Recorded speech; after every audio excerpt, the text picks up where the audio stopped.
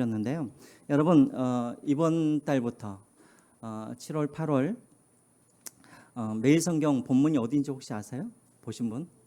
히브리서 그리고 레위기입니다. 신약 중에 제일 어려운 것이 요한계시록이랑 히브리서인데 히브리서를 이번부터 이제 우리가 묵상을 하고, 구약에서 제일 어려운 것이 어디입니까? 레위기죠. 히브리서를 끝내면 바로 또 레위기가 시작됩니다. 그래서 우리의 힘으로는 할 수 없습니다. 그래서 여러분들이 새벽 기도 때 나오시고 또 오후 예배 때 빠지지 마셔서 이번 기회에 히브리서와 레위기 속에서 하나님께서 말씀하고자 하시는 그 하나님의 마음을 여러분들이 배웠으면 좋겠습니다. 구약의 히브리서가 레위기입니다. 신약의 레위기가 히브리서입니다. 이것을 우리가 알지 못하면 예수님께서 왜 이 땅에 오셨는지를 물론 우리가 마가복음 복음서를 통해서도 알 수 있지만 더 확실하게 우리가 알 수가 있는 것이죠. 그래서 빠지지 마시고 새벽 기도 때 또 오후 예배 때 오시기 바랍니다. 혹시라도 여러분 중에 제가 어떻게 이 스마트폰으로 이 교회 홈페이지로 들어가는지 모르겠습니다 하시는 분들은 우리 김기수 집사님이나 우리 송광도사님한테 가면 막바로 이렇게 한 번만 누르면 새벽 기도로 이렇게 갈 수 있도록 그렇게 바꿔드릴 거예요. 그러니까 여러분들이 혹시 그런 분들은 가셔가지고 좀 바꿔달라고, 원터치에 새벽 기도로 갈 수 있는 그 방법을 좀 알려달라고, 그러면 아마 그렇게 해주시지 않을까. 그렇죠? 할 수 있죠? 이건 사전에 이야기가 안 된 겁니다. 자, 여러분 지난주에도 여러분들에게 2주 전에도 여러분들에게 말씀을 드렸지만 예수님께서 십자가에 오르시기 전까지 총 몇 번의 재판을 받으셨다고 했죠? 6번의 재판을 받으셨다고 했습니다. 3번의 종교재판, 그리고 3번의 로마 재판, 사법재판을 예수님께서 받으시고 십자가에서 이제 죽게 되었죠. 자, 오늘 본문은 어떤 내용이냐면 이제 3번의 종교재판을 다 받으시고 이제는 예수님이 이제 로마 재판 앞에, 빌라도 앞에 서서 이제 재판을 받는 그런 장면을 다루고 있습니다. 오늘 우리가 이 본문을 좀 잘 이해하려고 한다면 우리가 좀 이 본디오 빌라도라는 사람에 대해서 우리가 좀 알 필요가 있는 것 같아요. 참 저는 본디오 빌라도를 생각하면 너무나 불쌍한 것 같아요. 우리도 오늘 아침에 또 우리도 사도신경을 외우지 않았습니까? 그렇죠? 사도신경을 할 때마다 예수님과 함께 가장 많이 나오는 이름이 누구예요? 본디오 빌라도. 그러니까 좋은 의미로 하는 것이 아니라 예수님에게 고난을 준 사람으로 그렇게 나오게 되어집니다. 이 본디오 빌라도에 대한 기록들은 어디에 다루고 있냐면 유대 역사가이자 철학가였던 필로라는 사람과, 그리고 유대 역사로서 아주 이제 가장 유명한 요세푸스, 이 두 사람이 이제 본디오 빌라도에 대해서 이제 약간 기록한 부분들이 있습니다. 그런 부분들을 제가 여러분들에게 먼저 잠깐 알려드릴게요. 자, 본디오 빌라도. 여러분, 본디오 빌라도. 빌라도는 이름인 것 같아요. 그럼 앞에 나와 있는 이 본디오는 무슨 말일까요? 본디오도. 예? 지역 출신. 네, 어디 출신? 네, 본디오 출신. 우리가 예수님을 나사렛 예수라고 부르는 것처럼 본디오 빌라도도 앞에는 성이 아니라 사실은 지역 이름입니다.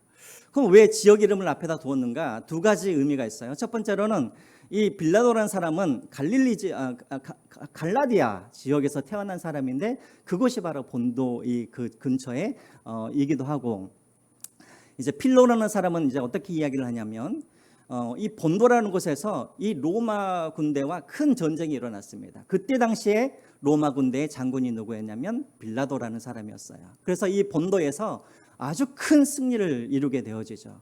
그래서 이 황제가 이 빌라도에게 본디오 빌라도라는 그런 이름으로 그렇게 하도록 그렇게 했다라는 그런 기록들이 있습니다. 그래서 이제 이때 본도에서 큰 공을 세웠기 때문에 당시 황제가 누구였냐면 티베리우스 황제였어요. 티베리우스 황제. 이 황제가 이 빌라도를 이제 어떻게 하냐면 이제 그 유대 지역과 사마리아 지역에 이제 총독으로 그렇게 이제 세우게 되어집니다.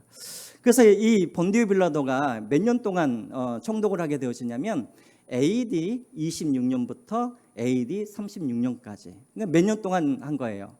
약 10년 동안 이제 총독의 일을 이제 하게 되어집니다. 그러니까 여러분 우리가 생각할 수가 있죠. 예수님이 AD 26년부터 AD 36년 사이에 예수님께서 돌아가셨구나라고 우리가 이렇게 추측을 할 수가 있는 것이죠. 자, 그런데 역사학자 필로에 의하면 이 본디오 빌라도라는 이 사람은 성격이 아주 포악했어요. 험악했어요. 그래서 때로는 재판을 하지도 않고 사람을 죽인 적도 그렇게 있었습니다. 자, 그래서 이 본디오 빌라도를 유대인들이 좋아했겠습니까? 안 좋아했겠습니까? 안 좋아했겠죠. 자, 그런데 또 결정적인 사건이 있었는데 어떤 사건이 있었냐면 이 본디오 빌라도가 가이사랴의 그 황제의 얼굴이 그려져 있는 그 군기를, 깃발을 어디에다가 이렇게 꽂게 되어지냐면 예루살렘 거리에다가 이것을 막 꽂아놔요. 그러니까 유대인들은 그것을 좋아할까요? 싫어할까요? 여기는 하나님의 그런 도성인데 하나님의 얼굴로 우리가 감히 만들 수가 없는데 황제의 얼굴이 그려진 깃발을 예루살렘 거리에다가 이렇게 꽂아놓는다? 용서할 수가 없는 것이죠. 그래서 크게 한번 충돌이 일어나게 되어집니다. 그 소식을 누가 듣게 되어지냐면 당시 티베리우스 황제가 그 소식을 듣게 되어지죠. 그래서 티베리우스 황제가 누구 편을 들어주냐면 유대인들의 편을 들어줘요. 왜요? 그때 당시에 이 로마는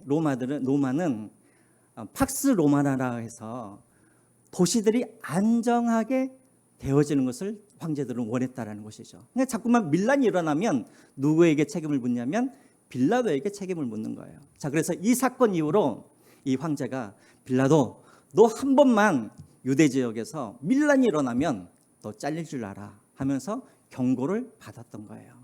그래서 여러분 그 이후로는 항상 이 본디오 빌라도가 누구의 눈치를 받겠어요? 유대인들의 눈치, 종교 지도자들의 눈치를 받겠죠. 왜? 이들이 밀란을 일으켜서 황제에게 고발을 해버리면 어떻게 되니까? 자기가 잘리니까. 네. 근데 결국은 이제 AD 36년에 그가 총독의 자리에서 내려오게 되어집니다. 근데 내려온 것도 참 희한한 사건이 있었어요. 그때 당시 사마리아라는 이 지역에 거짓 선지자가 한 사람이 나타나요. 거짓 선지자가 나타나가지고 자기가 막 메시아라고 구원자라고 그렇게 이야기를 하면서 어떤 거짓말을 하냐면 이 사마리아 지역 옆에는 무슨 산이 있냐면 그림신산이 있어요. 그림신산. 들어보셨나요? 들어보셨어요? 그림신산. 이 산 꼭대기에 올라가면 거기에 무엇이 있냐면 모세 때 성막에서 하나님께 예배드리기 위해서 사용하였던 성전 기구가 있다라고 그렇게 그 사람이 거짓말을 한 거예요. 그러니까 사람들을 속이기 위해서. 자, 그 소식을 들은 수많은 사마리아인들이 그 모세 때 성막에 그 기구를 보기 위해서 그리고 그것을 취하기 위해서 수많은 사마리아인들이 어디로 몰리게 되냐면 그림신산으로 몰리게 되어져요. 자, 그런데 그 소식이 누구에게 들리게 되어지냐면 본디오 빌라도에게 그 소식이 들려지게 되어집니다. 자, 여러분, 본디오 빌라도가 어떻게 오해를 했겠어요? 수많은 사람들이 수백 명의 사람들이 그림신산에 모였다라는 이야기를 듣고 이 빌라도가 오해를 한 거예요. 이들이 뭐 하기 위해서 모였다? 로마에 대항하기 위해서, 밀란하기 위해서 모였다고 생각을 하고 빌라도가 로마 군인들을 데려와 가지고 그림신산에 있는 사마리아인들 수백 명을 다 죽여버리게 되어지죠. 근데 죽이고 나서 그 이후에 왜 그들이 모였는지를 알게 됩니다. 그래서 티베리우스 황제가 그 소식을 듣고 어떻게 해요? 빌라도를 이제 자르게 되어지죠. 그래서 AD 26년부터 AD 36년까지 빌라도가 10년 동안 그렇게 이제 총독 일을 하게 되어집니다. 그러면 여러분, 빌라도는 당시에 어디에 살고 있었는가? 그의 관청이 어디 있었는가? 예루살렘에 있었던 게 아니었어요. 한번 여러분 그림을 한번 보여주실까요? 지도. 여러분 저기 지도를 한번 보시면 저기 지중해 쪽에 가이사랴라고 보이시죠? 가이사랴 보이시나요? 저 지중해 쪽에 원래 가이사랴라는 저 지역에 사실은 이 총독의 관청이 있었어요. 그러니까 원래는 본디오 빌라도는 어디에서 살고 있었냐면 저 가이사랴 지역에서 살면서 사마리아와 예루살렘과 그 밑에 있는 이두메까지 총독 일을 하고 있었던 거예요. 자, 그런데 언제 예루살렘에 이 빌라도가 왔는가? 명절 때가 되어지면 이 예루살렘에 수십만부터 많게는 수백만 명의 유대인들이 유월절을 지키기 위해서, 명절을 지키기 위해서 예루살렘에 모이게 되겠죠. 자, 모이게 되어지면 여러분 거기서 사건과 사고가 일어나겠죠. 좀 밀란도 일어날 수가 있겠죠. 자, 그래서 이런 유월절이라든가 유대인들의 그런 최고의 명절이 될 때는 가이사랴에 살고 있는 저 빌라도가 임시로 어디에 와서 살게 되냐면 예루살렘에 와서 지내게 된다라는 거예요. 그래서 여기에서 이제 밀란이 일어나는지 안 일어나는지 지켜보고 있는 것입니다. 자, 지금 예수님께서 십자가에 못 박히신 이 시기는 어떤 시기였어요? 유월절이었죠. 그래서 세계에서 수많은 유대인들이 다 이 유월절을 지키기 위해서 예루살렘에 와 있었기 때문에 원래 가이사랴에 있었던 이 빌라도도 어디에? 예루살렘에 와가지고 이제 감시를 하고 있는 거예요. 자, 그때 누가? 종교 지도자들이 오늘 1절에 보면은 예수님을 누구에게 넘겨요? 빌라도에게 그렇게 넘기게 되어집니다. 자, 그러면 여러분 여기서 우리가 한 가지 또 우리가 질문이 있죠.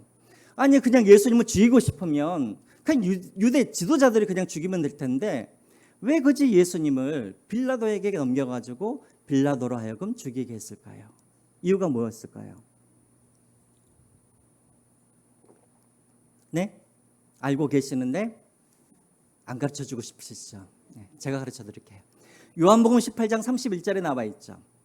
요한복음 18장 31절에 보면은 유대 종교자들이 우리에게는 죽일 권한이 없다라고 그렇게 이야기를 해요. 다시 말하면 이 종교 지도자들도 사람들을 고소할 수는 있어요.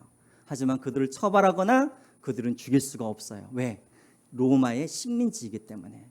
그래서 어떤 사람들을 처벌하거나 죽이기 위해서는 항상 로마 재판에 먼저 세운 다음에 그것을 처벌하도록 되어 있었던 것이죠. 그래서 유대 종교자들은 예수님을 죽이기 위해서 예수님을 빌라도에게 그렇게 이제 넘기게 되어집니다.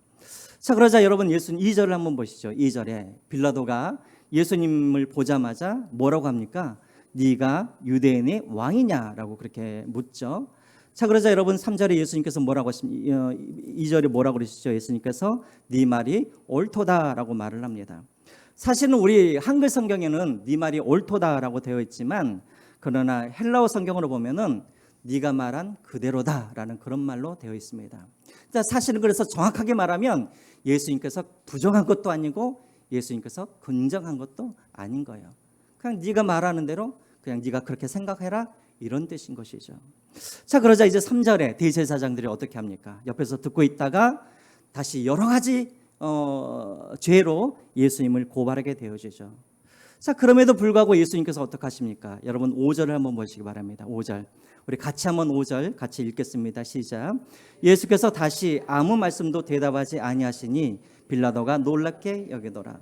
사람들이 대제사장들이 계속해서 예수님의 죄에 대해서 이것도 죄입니다, 저것도 죄입니다 하면서 계속해서 고소를 하고 있는데 예수님께서는 뭐 하고 계셔요?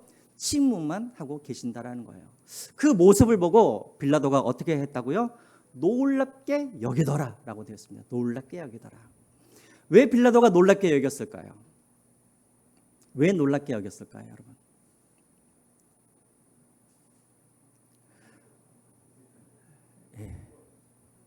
그렇죠. 날씨도 더운데 왜 자꾸 물어보시나 막 그러시는 거예요. 날씨가 더우니까 물어보는 거예요. 여러분들이 날씨가 더우면 앞으로 뚝 떨어질까 봐. 왜 놀라요? 그렇죠? 여러분 만약에 우리가 법정에 섰다고 생각을 해보세요. 우리 같으면 침묵하겠어요? 그것은 내 죄가 아닙니다. 어떻게 해서든지 나의 무죄함을 위하여서 변명하겠죠. 자, 그런데 이 빌라도가 듣기에도 말도 안 되는 그런 증거를 대면서 고소를 함에도 불구하고 예수님께서 계속해서 침묵만 하시니까 빌라도가 놀란 것이죠. 이런 재판을 한 번도 빌라도도 본 적이 없었기 때문에 마치 죽기로 작정한 사람처럼 아무 말도 하지 않기 때문에 빌라도가 놀라게 된 거예요. 자, 그래서 여러분 계속 재판이 진행이 되어지는데 빌라도는 시간이 가면 갈수록 예수님에게 아무런 죄를 발견하지 못하게 되어집니다. 그래서 빌라도가 한 가지 깨닫는 것이 있죠. 여러분 10절을 한번 보시기 바랍니다. 10절 같이 한번 읽어볼까요? 10절 시작. 이는 그가 대제사장들이 시기로 예수를 넘겨준 줄 알미더라. 여러분 빌라도도 총독이 될 때까지 얼마나 그렇게 눈치가 빠른 사람이었겠습니까? 그러니까 한번 재판을 열어보니까 알게 된 거예요. 아, 예수라는 사람은 죄가 없구나. 단지 이 종교 지도자들이 시기심에 지금 예수를 고발해서 죽이려고 하는구나라고 이 빌라도가 이제 알게 되어진 것이죠. 자, 그리고 14절에도 보면은 빌라도가 그렇죠. 예수님이 죄가 없다라고 그렇게 말을 하고 있습니다. 자, 그러면 여러분 저를 한번 보시죠. 자, 빌라도가 보기에 예수님은 죄가 없어요. 그러면 예수님을 놓아주면 되잖아요. 그렇죠? 죄가 없으면 놓아주면 되는데 빌라도는 그렇게 하질 않아요. 왜 그랬을까요? 예? 그렇죠. 아까도 제가 말씀드렸죠. 혹여라도 유대 종교자들과 그리고 무리들이 원하지 않는 방향으로 내가 판결을 내려버리면 이들이 밀란을 일으켜서 내 자리가 날아갈 수도 있으니까. 그래서 눈치를 지금 보고 있는 거예요. 그런데 이제 빌라도가 생각을 해보니까는 한 가지 방법이 있어요. 어떤 방법이 있냐면, 여러분 우리나라에도 8월 15일 광복절이라든가 성탄절이 되면 뭘 해줍니까? 특별 사면을 해주죠. 특사. 예. 올해 8월 15일에도 아마 이명박 대통령이 나오지 않을까라는 생각도 들어지는데, 자, 특사라는 걸 해줘요. 유대인들에게도 예루살렘에도 당시에 그런 법이 하나가 있었어요. 왜 이런 법이 생겼냐면 유대인들의 환심을 사서 이들이 밀란을 일으키지 않도록 하기 위해서 유대인들의 명절 때가 되어지면 한 사람씩 그들이 원하는 사람을 풀어줄 수가 있었던 거예요. 자, 그런데 빌라도가 생각하기에 예수를 따른 사람들이 많았기 때문에 빌라도가 생각하기에 무리들에게 누구를 풀어줄까 물어보면 아마도 예수를 풀어줄 거라고 요구를 할 줄 알고 그들에게 물어보게 되어지죠. 자, 그런데 여러분 무리들이 누구를 풀어달라고 말을 합니까? 바라바를 풀어달라고 말을 하죠. 자, 바라바는 어떤 사람인가? 여러분 7절 한번 보시죠. 7절에 바라바는 어떤 사람인가? 7절 같이 한번 읽어볼까요? 시작. 밀란을 꾸미고 그 밀란 중에 살인하고 체포된 사 중에 바라바라 하는 자가 있는지라. 이 사람은 밀란을 꾸미는 사람이에요. 그리고 밀란을 일으키다가 살인까지 하는 사람이죠. 누가 봐도 이 사람은 흉악범이에요. 자, 그런데 왜 이스라엘 백성들은, 예루살렘 사람들은, 유대인들은 이 사람을 풀어달라고 했을까요? 왜 그래요? 바라바는 우리가 보기에는 흉악범이지만 유대인들 입장에서 보면은 이 바라바는 어떤 사람이에요? 로마로부터 우리를 해방시켜줄 독립운동가이죠. 독립운동가. 이해가 되시죠? 예. 우리를 로마로부터 해방시켜주기 위해서 밀란도 일으켜주고 그리고 할 수 없이 살인도 했던 그런 독립운동가인 거예요. 자, 그런데 그 뒤에서 또 바라바를 풀어달라고 하라 하면서 충동질하는 사람이 있었는데 그들이 누구였냐면 11절에 보시면은 대제사장들이, 종교 지도자들이 그렇게 충동질을 시켜서 바라바를 이제 풀어달라고 해라라고 그렇게 이야기를 하게 되어집니다. 자, 그래서 여러분 빌라도가 결론적으로 어떻게 결론을 내립니까? 15절 한번 보시죠. 15절 같이 읽겠습니다. 시작. 빌라도가 무리에게 만족을 주고자 하여 바라바는 놓아주고 예수는 채찍질하고 십자가에 못 박히게 넘겨주니라. 자, 보이시죠? 빌라도가 왜 넘겨줬다고요? 무리에게 무엇을 주고자 하기 위해서? 만족을 주고자 하기 위해서. 무슨 말인지 아시겠죠? 그들을 만족해서 폭동을 일으키지 않도록 하기 위해서. 그래서 자기의 자리를 지키기 위해서 예수님을 채찍질과 그리고 십자가에 넘겨주었다라고 이제 그렇게 결론이 나오게 됩니다. 그런데 여러분 여기서도 한 가지 좀 의문이 있어요. 십자가형이면 십자가형이지 왜 십자가형 앞에 채찍질이라는 것이 나오게 되었죠? 왜 그럴까요? 십자가형이면 그냥 예수님 보고 십자가를 지고 가서 예수님을 십자가 위에서 죽이면 되어지지, 물론 1+1도 아니고 왜 갑자기 채찍질 앞에 나오고 그 다음에 십자가형이 나올까요? 제가 방금은 1+1이 아니라고 그랬는데 사실은 이것은 1+1이에요. 십자가형에는 항상 뭐가 있냐면은 앞에 채찍질이라는 것이 같이 있어요. 자, 왜 그럴까요? 질문하지 말라 그랬더니 또 질문하시네요. 그래요. 왜 십자가형 앞에 채찍질이라는 게 있을까요? 네? 자, 십자가의 사람들을 한번 이렇게 상상을 해보세요. 십자가에 성인 남자가 이렇게 달려 있어요. 그러면 못을 양쪽 손에다가 못을 박죠. 그리고 발에다가 못을 박게 되어지죠. 만약에 성인 남자가 힘이 세가지고 발악을 하게 되어지면 어떻게 될까요? 십자가에서 어떻게 돼요? 떨어지게 되어지죠. 자, 그래서 채찍질은 십자가형을 받는 사람들에게는 다 주어지는 거예요. 왜 채찍질을 해요? 힘을 다 빼도록 하기 위해서. 그래서 십자가에서 힘을 못 쓰고 축 늘어지게 하기 위해서 채찍질을 하는 거예요. 여러분들도 잘 알다시피 이 책지게는 납덩어리가 붙어 있어요. 이 책지게는. 그래서 한 번 칠 때마다 사람의 살점이 함께 막 떨어져 나가는. 그래서 여러분 한번 보세요. 예수님께서 십자가를 지고 가실 때 그 십자가를 지고 가셨어요? 못 지고 가셨어요? 힘이 없어서 책찍을 맞으셨기 때문에. 그래서 누가 그것을 지고 갑니까? 고레네 사람 시몬이 예수님이 십자가를 함께 지고 가게 되어지죠. 이렇게 힘을 빼야, 그래야 축 늘어져서 십자가 영을 받기 때문에 그렇다라는 것입니다. 자, 그래서 빌라도는 자기의 자리를 지키기 위하여서 이제 예수님을 십자가 내어주게 되어지고 예수님은 십자가에서 죽게 되어집니다. 자, 여기까지가 여러분 오늘 본문의 말씀입니다. 자, 그러면 여러분들에게 이제 중요한 질문을 하나 할게요. 여러분들이 오늘 이 본문을 보시고 예수님을 죽인 가장 큰 책임자가 누구라고 생각을 하세요? 누가 예수님을 십자가에 못 박았다고 생각을 하십니까? 여러분들이 생각했을 때는 누가 예수님을 죽인 것 같아요? 네? 빌라도요? 유대인들이요? 또요? 대제사장들이요? 네. 제일 쉬운 방법은 다요. 다가 그랬어요. 여러분, 가룟 유다가 예수님을 죽였을까요? 가룟 유다가 예수님을 팔지 않았으면 예수님께서 십자가를 지시지 않으셨을까요? 그럼 아까 말씀하신 대로 대제사장들 가장 큰 원인이죠.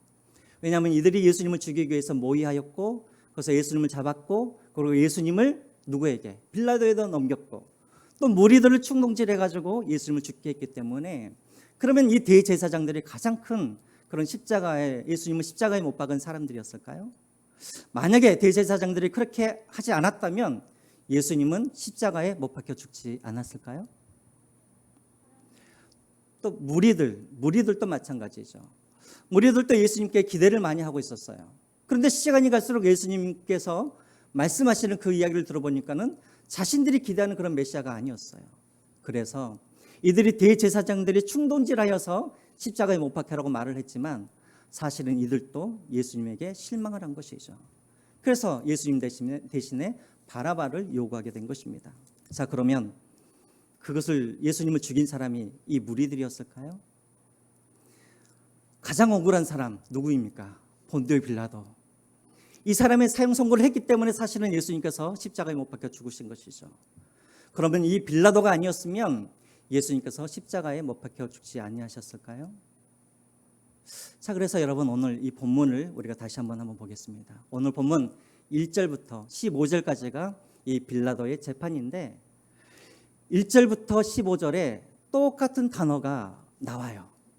우리 1절 한번 보시죠. 1절 한번 보시면 제일 마지막에 뭐라고 나와 있습니까? 빌라도에게 뭐하니? 넘겨주니라고 되어 있죠. 여러분 여기에다가 동그라미를 한번 쳐보시죠. 제가 자꾸 여러분들에게 동그라미 치라 그러는데 넘겨주다에 여러분 동그라미 쳐보십시오. 예수님의 재판은 뭘로 시작되어졌냐면 넘겨줌으로 시작이 되었어요. 자, 그런데 여러분 15절을 한번 보시기 바랍니다. 제일 마지막에 15절 제일 마지막에도 뭐라고 되어 있습니까? 십자가에 못 박히게 넘겨주니라라고 되어 있죠. 여러분 여기 넘겨주다라는 말에도 여러분 한번 동그라미를 한번 쳐보십시오. 같은 내용을 다루고 있는 누가복음 23장에 보면은 여기서는 이 빌라도가 십자가에 넘겨줬다고 말하지 않고 무리들에게 넘겨줬다고 그렇게 나와 있습니다. 자, 그런데 이 단어가 또 어디에 나오냐면 여러분 14장을 한번 보시죠. 앞에 14장을 보시면 14장 10절에 한번 보시기 바랍니다. 넘겨주다. 뭐라고 되어 있습니까? 12 중에 하나인 가룟 유다가 예수를 어떻게 했다고요? 넘겨주려고 라고 되어 있죠. 여기도 넘겨주고가 있죠. 동그라미 한번 쳐보시죠.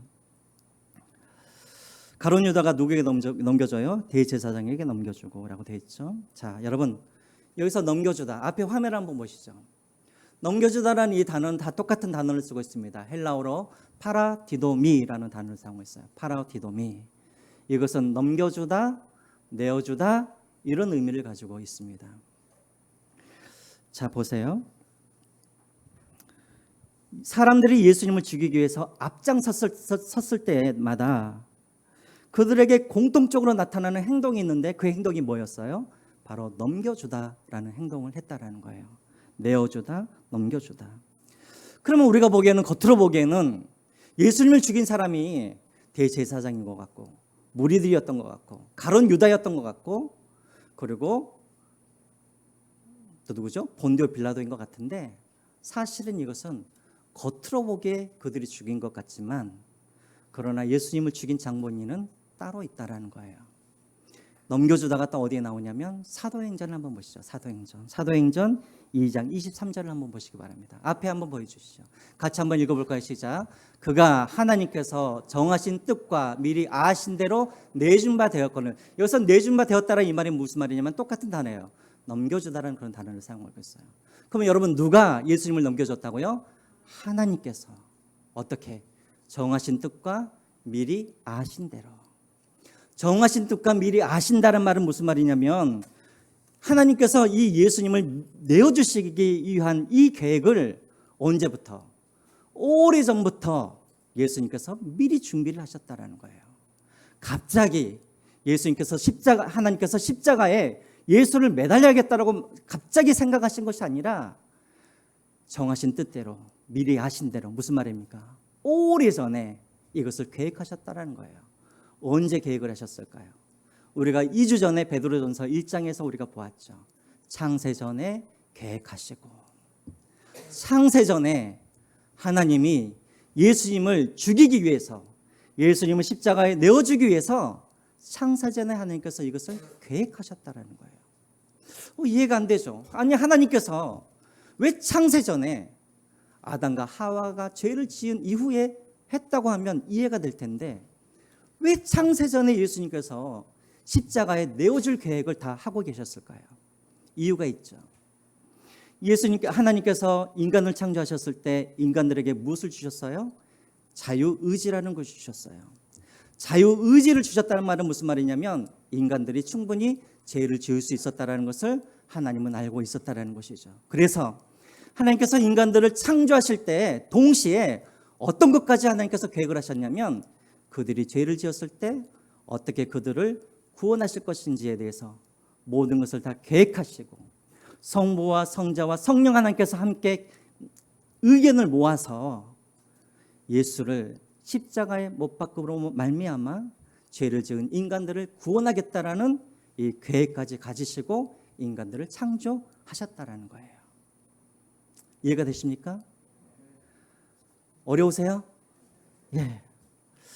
그래서 여러분, 우리 하나님은 예수님을 내어주기 위해서 수천 년 전부터, 창세 전부터 하나님, 성부 하나님은 계획하시고, 그리고 구약의 역사 동안에 수천 년 동안 그 예수님을 십자가에 못 박기 위해서 하나님은 열심히 일하셨고, 그리고 때가 되어 하나님이 예수 그리스도를 이 땅에 보내주셔서 하나님이 자신이 계획한 대로 그것을 실천하셨다라는 거예요.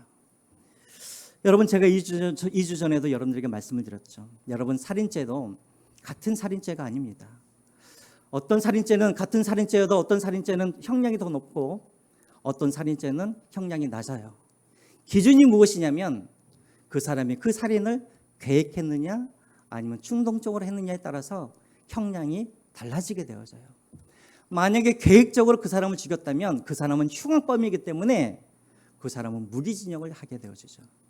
하지만 충동적으로 하게 되어지면 형량이 낮아지게 되어 있습니다.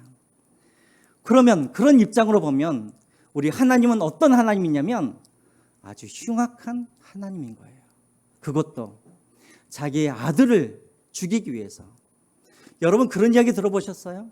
자기의 아들을 죽이기 위해서 수십 년 전부터, 그 아들이 태어날 때부터 그것을 계획했다라는 그런 이야기 들어보신 적 있으세요?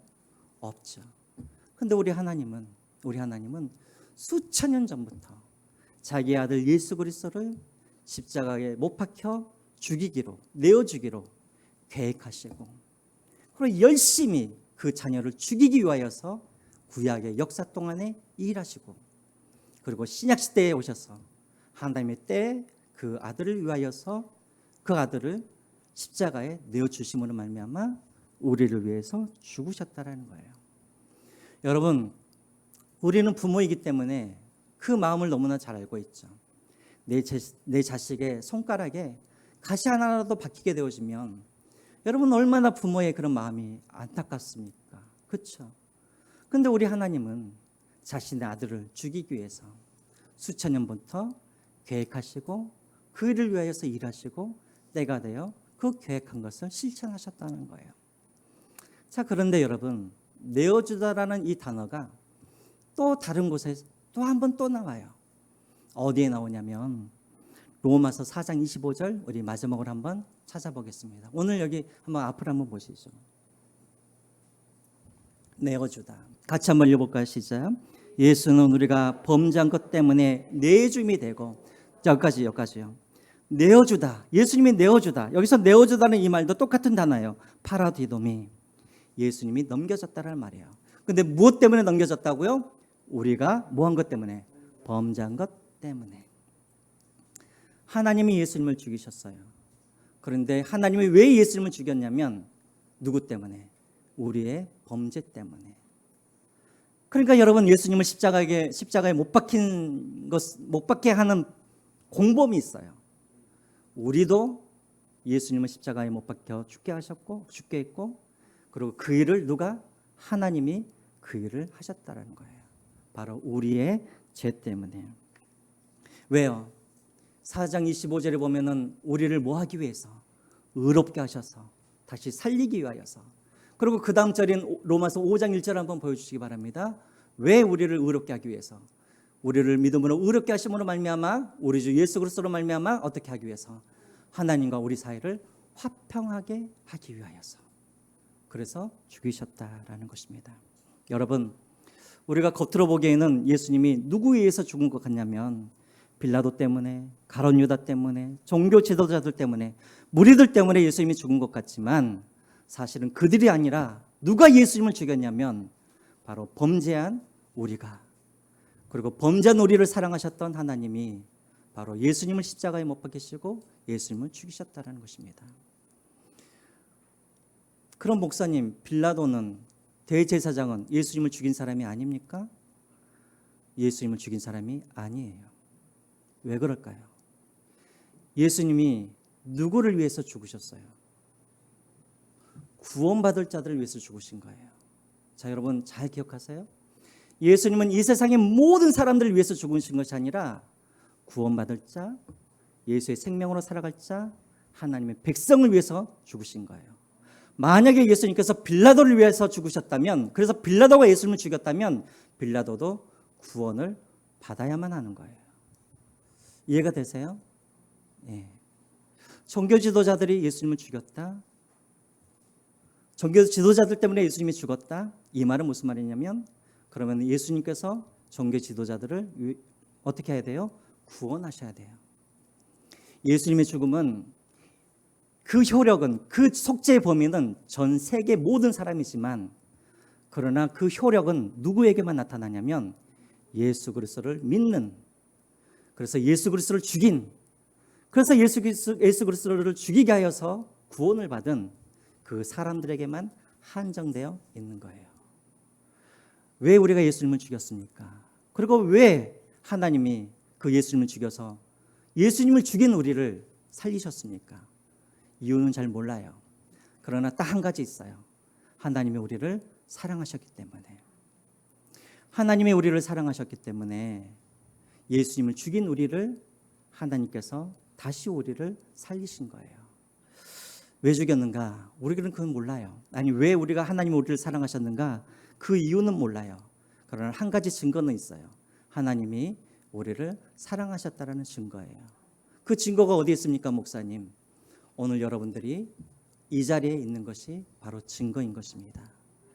오늘 이 시간 다시 한번 기억하십시오. 십자가에 누가 예수를 죽였는가? 바로 내가 예수님을 죽였습니다. 내가 예수님을 죽였기 때문에 예수님이 죽으셔서 나를 위해서 사신 것입니다. 날마다 여러분들이 이것을 기억하시면서, 그러므로 주의 은혜 없이는 나는 살 수 없습니다. 늘 그 은혜에 감사하면서 살아가시기를 주님의 이름으로 부탁드립니다. 우리 찬양하시면서 준비하신